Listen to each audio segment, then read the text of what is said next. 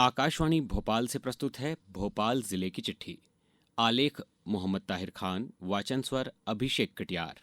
प्रदेश की राजधानी भोपाल के लिए ये महीना मिला जुला रहा। खास बात यह रही कि मध्य प्रदेश में डॉक्टर मोहन यादव के नेतृत्व वाली सरकार ने पिछले दिनों 13 दिसंबर को अपने कार्यकाल के 2 वर्ष पूरे किए। इस विशेष अवसर पर मुख्यमंत्री डॉक्टर मोहन यादव ने भोपाल के Kushabhau Thackeray international convention centre में प्रेस वार्ता के दौरान सरकार का रिपोर्ट कार्ड साझा किया। मुख्यमंत्री ने स्पष्ट संदेश दिया कि उनकी सरकार विरासत और विकास को एक साथ लेकर चल रही है। उन्होंने दावा किया कि प्रदेश में कानून व्यवस्था अब पहले से कहीं अधिक सुदृढ़ है। विशेष रूप से नक्सल प्रभावित इलाकों में सरकार को बड़ी कामयाबी मिली है, जहां महज 42 दिनों के भीतर 42 नक्सलियों ने आत्मसमर्पण कर मुख्य धारा में वापसी की है। मुख्यमंत्री ने कहा कि लाडली बहना योजना के सभी वादे हर हाल में पूरे किए जाएंगे। वहीं औद्योगिक मोर्चे पर इंदौर की हुकुमचंद मिल के दशकों पुराने विवाद को सुलझाकर सरकार ने वहां 70 से 80 हजार करोड़ रुपए के निवेश का मार्ग प्रशस्त किया है। भोपाल गैस त्रासदी के कचरे का सुरक्षित निष्पादन कर सरकार ने पर्यावरण संरक्षण की दिशा में अपनी इच्छा शक्ति भी प्रदर्शित की है। धार्मिक और सांस्कृतिक मोर्चे पर सिंहस्थ 2028 की तैयारियां अभी से शुरू कर दी गई हैं, जिसमें शिप्रा नदी के शुद्ध जल में स्नान की व्यवस्था सुनिश्चित की जा रही है। राजधानी भोपाल में पिछले दिनों बदलाव की एक नई लहर देखी गई।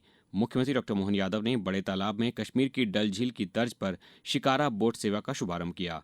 अब पर्यटक भोपाल में ही शिकारे का आनंद ले रहे हैं और फ्लोटिंग मार्केट से खरीदारी कर रहे हैं। परिवहन के क्षेत्र में भी भोपाल ने इतिहास रचा है। शहरवासियों का वर्षों पुराना मेट्रो का सपना शनिवार को साकार हो गया, जब मुख्यमंत्री डॉक्टर मोहन यादव और केंद्रीय मंत्री मनोहर लाल खट्टर ने सुभाष नगर से एम्स तक मेट्रो को हरी झंडी दिखाई। पहले ही दिन रिकॉर्ड 7,000 यात्रियों ने सफर किया और जश्न का माहौल ऐसा था कि बुजुर्गों और महिलाओं ने मेट्रो के भीतर ही डांस कर अपनी खुशी जाहिर की। एक तरफ जहां विकास की लहर है तो वहीं दूसरी ओर प्रशासनिक कार्य भी जारी हैं। मतदाता सूची के विशेष गहन पुनरीक्षण SIR के तहत प्रदेश में 42 लाख से अधिक नाम हटाए गए हैं, जिसमें अकेले भोपाल से 4,38,000 नाम शामिल हैं।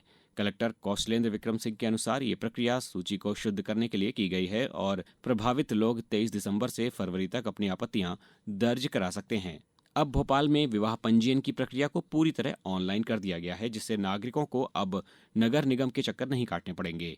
अपराधों की वैज्ञानिक जांच के लिए मुख्यमंत्री ने 57 मोबाइल फॉरेंसिक वैन को बीते दिनों पुलिस मुख्यालय से रवाना किया। साइबर अपराधों के बढ़ते खतरे को देखते हुए Madhya Pradesh state cyber cell ने देश भर में करोड़ों ईमेल पासवर्ड लीक होने के बाद एक विशेष गाइडलाइन जारी कर नागरिकों को सतर्क रहने की सलाह दी है।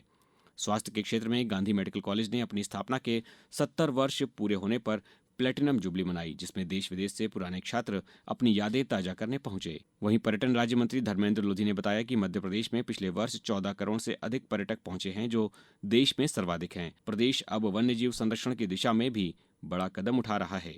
वर्ष 2026 में नौरादेही अभयारण्य में चीतों को बसाया जाएगा और भविष्य में गैंडे व जिराफ लाने की भी योजना है। अब बात करते हैं खेलों की। खेलो MP 2025 के जरिए पिट्ठू और रस्साकशी जैसे पारंपरिक खेलों को क्रिकेट के साथ शामिल कर ग्रामीण प्रतिभाओं को मंच दिया जा रहा है। वहीं अगर मौसम की बात करें तो वर्तमान में भोपाल शीतलहर और घने कोहरे की चपेट में है। बीते दिनों न्यूनतम तापमान 5 डिग्री सेल्सियस के नीचे पहुंच गया था। वर्तमान में ये 8 से 9 डिग्री के बीच बना हुआ है, जिससे जनजीवन प्रभावित हो रहा है। भोपाल का कचरा प्रबंधन मॉडल अब राष्ट्रीय स्तर पर सराहा जा रहा है। स्वच्छ भारत मिशन की टीम ने भोपाल के कचरा कैफे और स्वच्छता प्रणालियों को पूरे देश के लिए एक उदाहरण बताया है। शहरी परिवहन को और सुगम बनाने के लिए दिसंबर के अंत तक भोपाल में 20 ई-बसों की पहली खेप पहुंचने वाली है, जिसके लिए अत्याधुनिक चार्जिंग डिपो तैयार किए जा रहे हैं। इन तमाम उपलब्धियों और नवाचारों के साथ मध्य प्रदेश सरकार अपने अगले 3 वर्षों के विजन पर काम कर रही है। भोपाल जिले की चिट्ठी समाप्त हुई।